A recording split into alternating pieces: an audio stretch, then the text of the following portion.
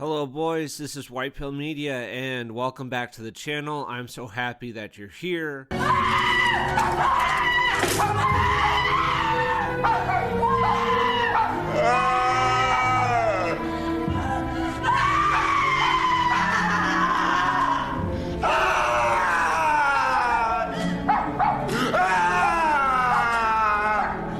So, as you may have surmised, you are all very intelligent.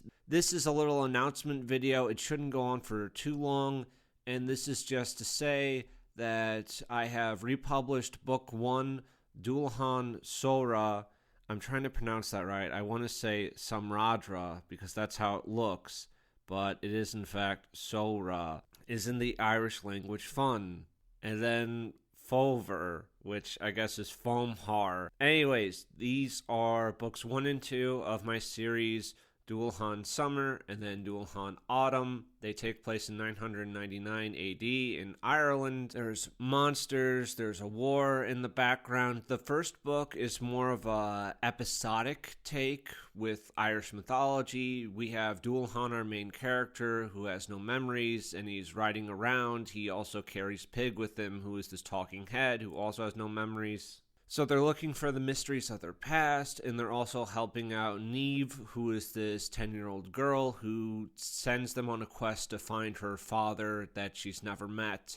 They're doing that. There's a larger mystery unfolding. Dulhan has dreams about his past, that type of thing. Book 2 still has a lot of the mythology and that type of thing, but there is a greater, heavier focus on the actual war that's going on between Ultan, the ruler of Ulster in the north, and Brian Boru and his forces in the rest of Ireland. So it focuses more on the war.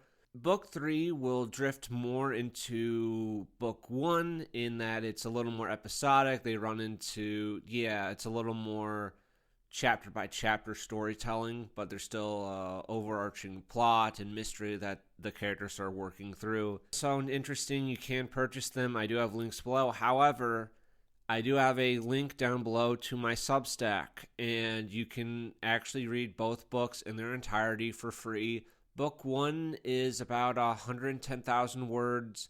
Book 2 is a little over 130,000 words, and Book 1 has 14 interior black and white images. Book 2 has 16, so even if you just want to look at the art is very nice.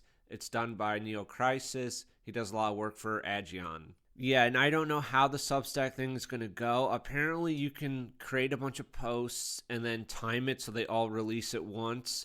So I'm going to try to release it all at once.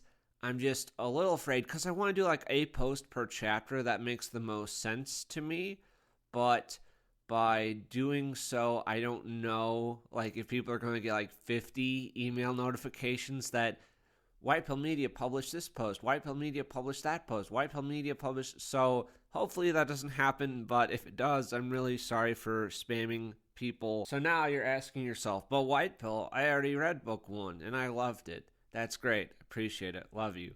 Do I have to read Book 1 again? I would sort of recommend it. It's sort of up to people. There is one brand new chapter in Book 1, so there's at least that. If you read Book 1, I would recommend at least going back there to check that out. I also made some other changes to dialogue and such, fixing some formatting issues, grammatical issues. So I think it's a much stronger product overall. So I just got the latest proof copies in my hand last night, and I wanted to put a gun in my mouth because in like the second chapter, I noticed a little formatting error. It's really not a big deal, but it's like, okay, sweet. I went through this like several times and I still like found a mistake, but oh well, maybe I will fix that at some point in the future, but it's there and it's unfortunate. What else is there to say? I don't really want to spoil the books.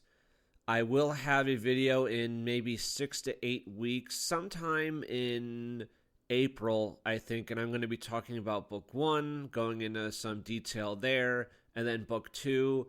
Probably, just an overall overview of it, what I thought worked, some of my writing process, like comparing it to earlier drafts and what it finally came out to, so maybe that'll be interesting to people. I also plan on releasing that Daniel Green cultural drive-by video. It looks like he didn't like sexually assault that woman, which I didn't think he did, but just saying, like, a male feminist, it could really go either way. Like, BPD, e-girl, demon versus soy boy leftist male feminist. I could honestly believe that he's a rapist. Just sorry, but like leftist male feminist. I still don't like Daniel Green. He still hates white people, and he can go fuck himself.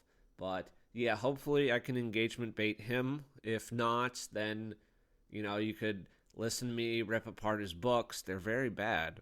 But I try to be a little cute and to ensnare people with my video. We'll see if that paid off. Probably not. Yeah, if people are looking for a game to play, Buddy Simulator 1984, I just did a video on that.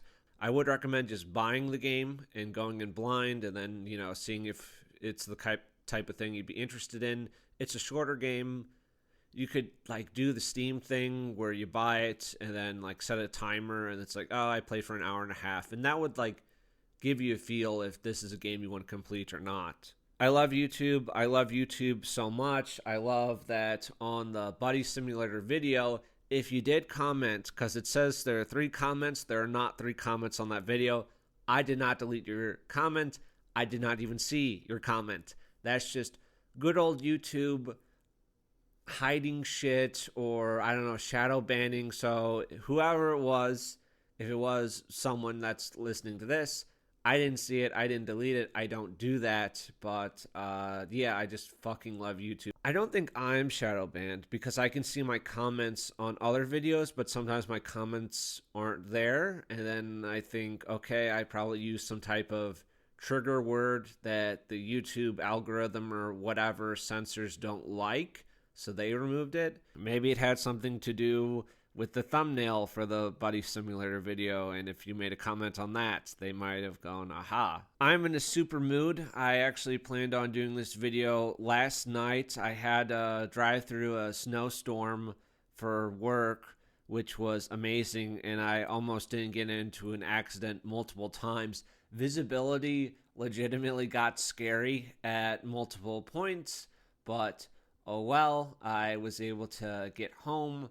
But yeah, I also love the snowplows. It wasn't like bad snow. It was mostly like powder, right? But they had the snowplows out, and the snowplows are just kicking up all the powder into the air, and they're dropping visibility way, way, way below, right? Like, visibility's already bad, but them just kicking all the powder into the air, which isn't really doing much to clear the roads because there's still good traction on the roads, made things so much worse. Typically, I appreciate the snow plows. Not here. That was very bad. People drive like assholes, like semis. One semi came out of the mist behind me because you had very limited visibility. Like, you could barely see in front of you. And he was way into my lane. And it was almost bad, but I'm here. I'm here making this video for you. So we're great. And then just your average little fucking normie who is in the left-hand lane, and they are going neck and neck with the guy in the right-hand lane so no one can fucking pass, and they're just stupid fucking cattle, and I don't want to commit any hate crimes over this shit, but legitimately, if I was dictator, right, for a day, I would just strip so many people's licenses. I think it's way too easy to obtain a license. One, I get it. Like, I do, like, understand that in many parts of the country, you kind of have to have a driver's license, but you should be able to lose your fucking license, you know, or you have to pay, like, a massive fine. Like, you drive dangerously and you're a fucking retard. Give me your license. But, oh well. So I actually had planned to record this video last night after I got home, but it took a very long time to get home. And while I actually fell asleep too, I had bought a bottle of bottom shelf champagne, as I did last time when I released book 1. So, you know, tradition dictates that when I'm re-releasing book 1 and releasing book 2, that I should have another bottle. So maybe I should have bought and drank both bottles. But yes, I did drink a bottle of the Brut champagne. So that was super. Another like really great interesting thing, I love Amazon. I love Amazon so much. As I was preparing my books for sale and ordering a final round of proof copies, I accidentally hit publish. I hit publish on my book 1, which was amazing, and I hit it by mistake. There was no, are you sure you want to publish right now? And then you have to click yes or no. No. If you just accidentally tap the publish button, it automatically puts your book in review. I contacted Amazon customer service because there's nothing I could do. I could not pull it out of review myself. And Amazon customer service said that there was nothing that they could do right now. I love Indians. I love that the text customer service chat had a female Indian name. I'm not mad. And I think Indians are such a treasure to the West, and we should import millions, billions of them. Why not? Why not? They're so good. So book 1 actually went live several days ago, which I didn't want, and there's literally nothing I could do. I could unpublish the book, but then I would have to republish it at some point. So whatever, very gay, but that is all settled and sorted. But that was, yeah, I love Amazon. They're so efficient. Does that make any sense? Like, to publish your book, that's a very important step, right? And there's no, are you sure? Do you want to double check? It's like, yeah, okay, you published. Oh, another thing that I love. So since I made like huge revisions to my book 1 manuscript, I decided to just republish it overall on Amazon, right? And also because I think I mentioned this in the last video I did about books, but when you publish on Amazon, you have to have a first name for the author name and a last name. So I thought. Because when I would put a name in the first name box and then leave the second name box blank, it said you can't, you have to have a last name.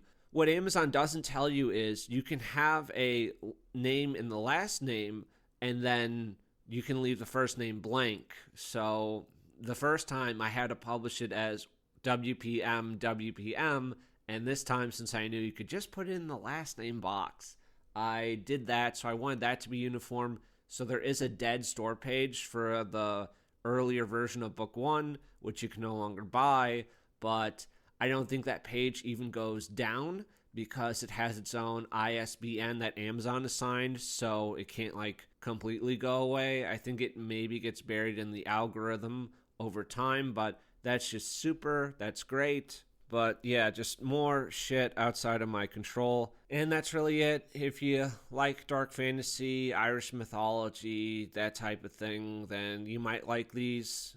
Anyways, there's going to be that Daniel Green video that should go up on the same day as this little announcement video. And I should have the Substack stuff sorted within a day or so of this announcement video. I would like to time it so that when this goes up, the Substack shit also goes up. So hopefully that works out. And I'll probably have some other videos soon within, I don't know, 2 to 3 weeks, I guess, about a variety of topics. So that's it. Thank you for watching. That's going to be it from me. White Pill Media out.